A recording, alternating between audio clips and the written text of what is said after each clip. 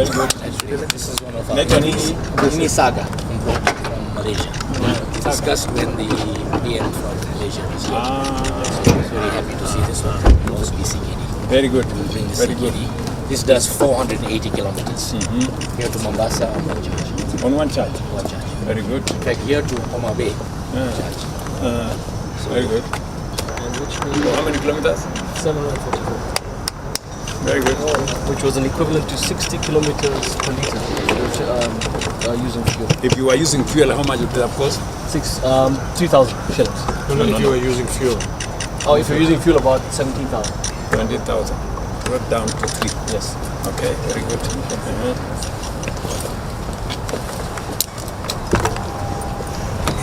Okay. So this is the. Have you started to assemble here? No, not yet. So this is a simple vehicle that we brought in. Now we start getting all the logistics done. Start assembling this vehicle. This is Toyota.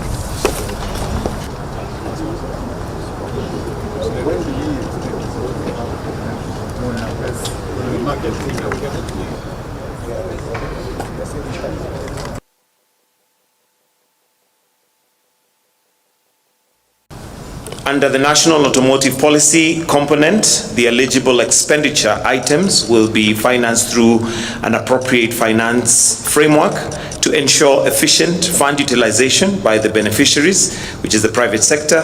These expenditure items include establishment and enhancement of production facilities to automotive parts manufacturing, enhancement of production capabilities for automotive assembly, investment support for new vehicle dealers transitioning from used vehicles to imported, and financing of approved applicants for locally assembled new vehicle purchases.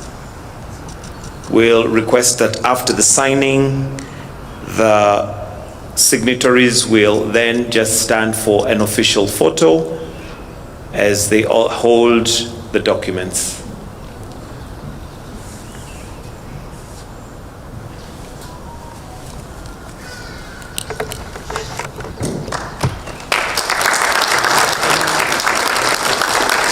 A louder clap than that.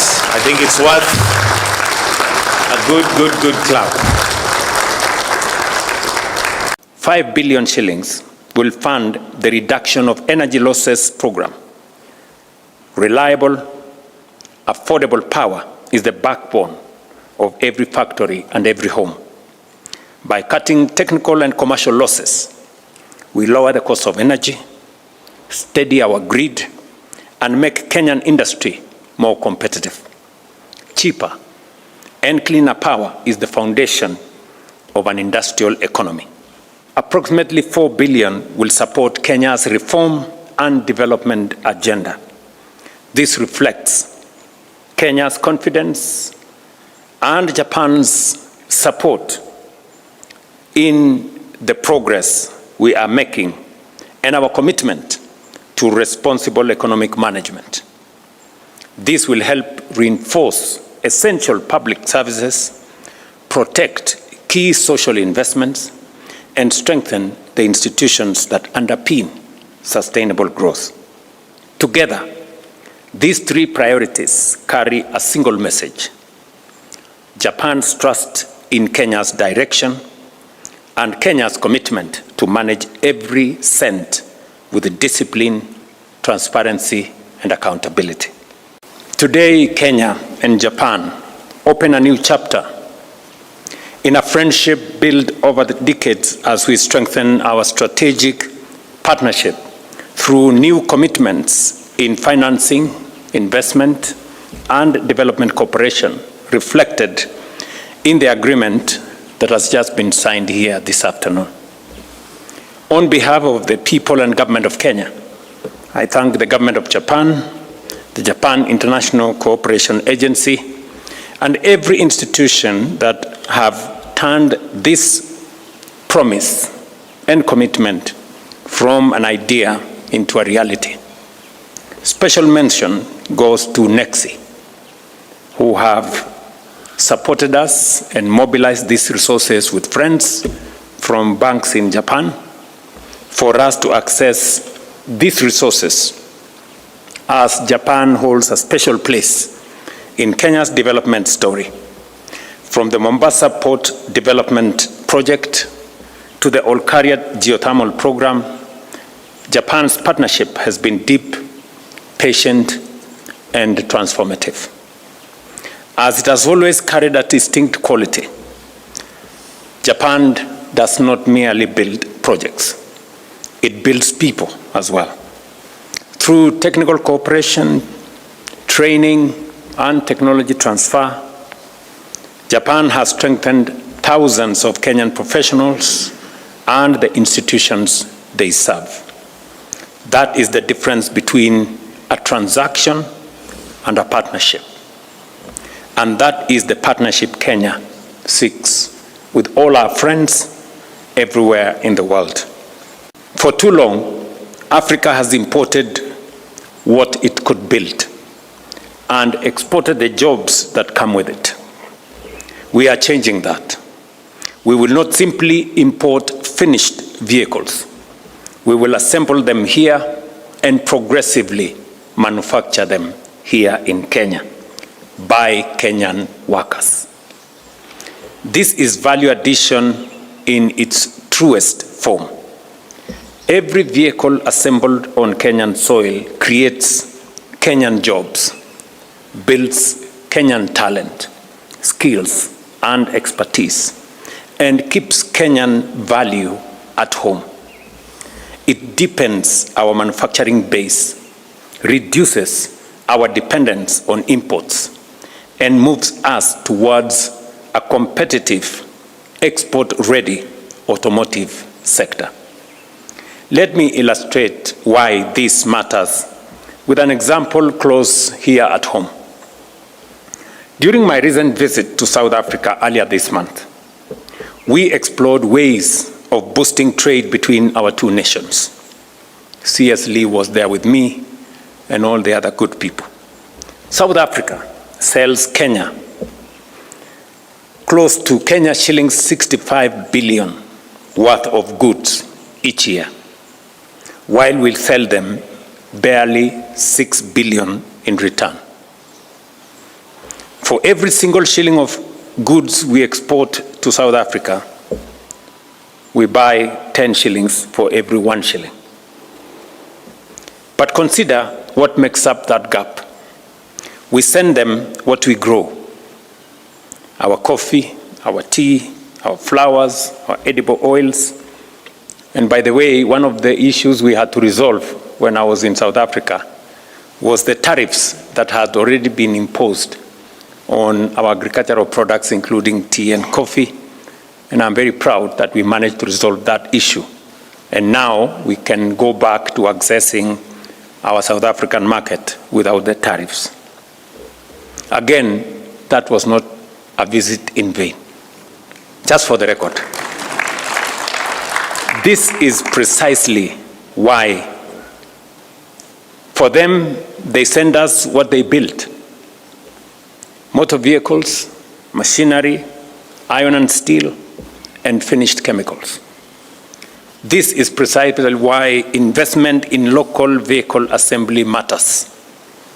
When we assemble vehicles here in Kenya and progressively enhance our local content and finally produce them here in Kenya, we keep the value here at home, and we begin to balance a trade account with our partners around the world that has forever been against us. That is how we close the trade gap, not by buying less, but by building more and adding value of what we produce here in Kenya. That is how an economy becomes competitive. And that is the difference between a nation that merely consumes and a nation that produces. Let me place this partnership between Kenya and Japan in proper context. Through mutually beneficial cooperation. We are diversifying our sources of finance, choosing cost-effective resources, and standing with nations that engage us as equals. Japan brings capital, technology, and decades of industrial excellence. Kenya brings a young and capable workforce, a growing market, political stability, and a gateway to the wider market in the region. Both nations invest. Both nations benefit. That is the model Kenya and Africa has long deserved, and the model Kenya will continue to champion. To our partners from Japan, I make this commitment: every shilling will be invested efficiently, transparently, and for the tangible benefits of the people of Kenya. We will work hand in hand with all implementing agencies, including industry players who are here, to deliver on time and in full. Kenya is a stable, reliable, and forward-looking partner, and we intend to remain one for Japan. We will expand this cooperation in technology, climate resilience, infrastructure, and industry. And we will measure its success not by commitments we announce today, but by the opportunities we create, the jobs we generate, and the improvements we deliver in the lives of the people. That is my commitment. That is the commitment of the government of Kenya to our friends from Japan, and above all, to the people of Kenya. We need to do more with our labor.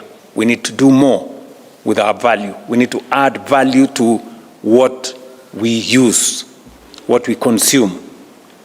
And that is why this meeting, as has been said, is a very significant meeting.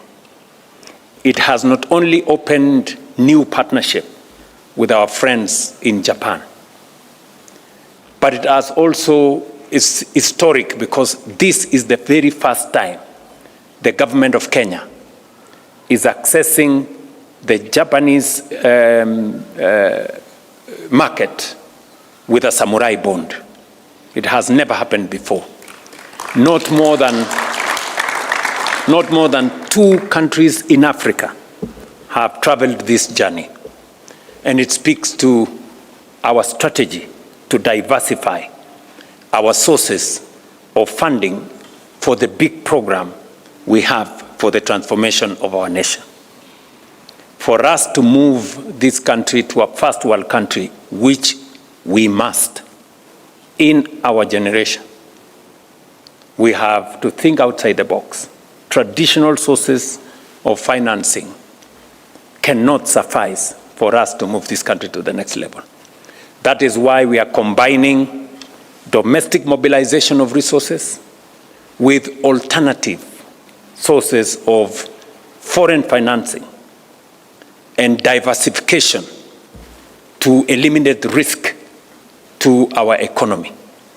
That is a strategy that I committed myself to achieve, and we are making tremendous progress in that direction. With the signing of this samurai facility today, we have opened a new chapter of financing from the Japanese market in a very significant way. The Kenya shillings 22.1 billion mobilized through this partnership will help advance 3 national priorities. First, 13.1 billion will drive our national automotive policy. This is the centerpiece of today's agreement and of our industrial ambition. The details have been laid out ably by C.S. Lee Kinyanjui on what we intend to do with our automotive industry. Key among those will be to enhance our manufacturing capacity, to build our human capital capacity in terms of training and technology transfer, and to support industry players And I'm happy that many industry players, manufacturers of different types of automobiles are here. And it is a conversation that we started when I visited our various manufacturers in Kenya. And today I am very happy that my journey to TICAD in 2024 and my subsequent visit to Japan, where this agreement was signed, today, finally, I have been vindicated that it was not a journey in tourism, it was not a journey to explore places, it was a journey in the best interest of the country. I know often many people question why heads of state like myself travel. As the chief promoter of this country, it is part and parcel of my responsibility and duty to present not just the image of the country, but to also to negotiate priority issues that are of importance to both the people, the government, and the partnership that we have built with others across the world. Your Excellency, this journey began a while back, to be exact around 2024, but today it has culminated in the signing of the two documents that we have just signed here. And one is that we are signing the loan financing agreement and also the MOU on how to monitor the implementation of this project, which I think is very, very critical in ensuring value for money. So just two things. Number one is this agreement is coming with about three components. Apart from the one that is directed towards the private sector on automobile, we also have the component of the energy component that has been spoken to. And finally, of course, we have a little component on budgetary support. But Your Excellency, going forward into the next financial year, we have given an indication that we would want also to get more involved in getting more funding for budgetary support. This is in line with our strategy. And our strategy as a country is that we are exploring other alternative, more concessional funding models, given our situation in terms of fiscal space. And this is one of those initiatives where we are exploring other alternative sources of funding, which are much, much more cheaper than the commercial rates at which we have been borrowing. Samurai bond, if you check, you'll find that the borrowing is between 0.5 and 3%, depending on the credit rating of a sovereign. So this is one of those initiatives that we are taking as a government to explore other alternative, more cheaper funding models. And finally, it's also helping us in ensuring that we deal with the foreign exchange risks, which are associated with over-reliance and over-dependent on one particular currency as in terms of our loan portfolio. So I am grateful that this is being realized today, and thank you, Your Excellency. The automotive industry is not just about the automotive industry. It has many other associated industries. I know your passion in textile, but as we do the upholstery for the vehicle, we have demand for the upholstery. As we do the leather for the vehicles, for the dashboard and all that, again we have demand for, for the leather products and all that. So it has a huge multiply effect. And our young men who are out there not too sure what to do will have an opportunity to work meaningfully in the industry. Your Excellency, allow me also to say that in our discussions around how we can improve our exports to the world, we always go with our basket of coffee, tea, and avocado. But as you all know, the value of those compared to finished goods such as vehicles is very different. So as a country, we must improve the value of our export basket. And the first and surest way is through this automotive bill. So Your Excellency, I want to say that arising from our discussions, also with our friends including South Africa, you are able to help us overcome a very huge challenge of how we can be able to join the automotive supply chain in South Africa, which is the biggest in the continent. And I'm happy to note that out of that, we've had very good conversations, and some of these companies that are here would want to join that. Allow me also to say that of the top 6 richest countries in Africa, South Africa, Egypt, Nigeria, and Algeria, most of them either have oil or minerals. If you don't have those, you must be good in manufacturing. So agricultural produce is good, but we need value addition. And I think this is really the conversation that we would want to bring. We are looking at creating long-term sustainable jobs. Currently, we have about 100,000 jobs in the auto industry. I was discussing with some of the auto suppliers, and some of them are supplying as far as Zambia, Ethiopia, and all these countries around us. That is good. But one of the biggest constraints towards the expansion has been capital. And that now has been resolved. So part of the funds that we have today here will go towards helping them to expand, will go towards equipping our young people with training in current technology, future technology like EV, so that we can be able to bridge the gap. And in a few years from now, we would want Kenya to be respectively on the automobile map. And I'm happy with this funding, Your Excellency will have done all that is necessary.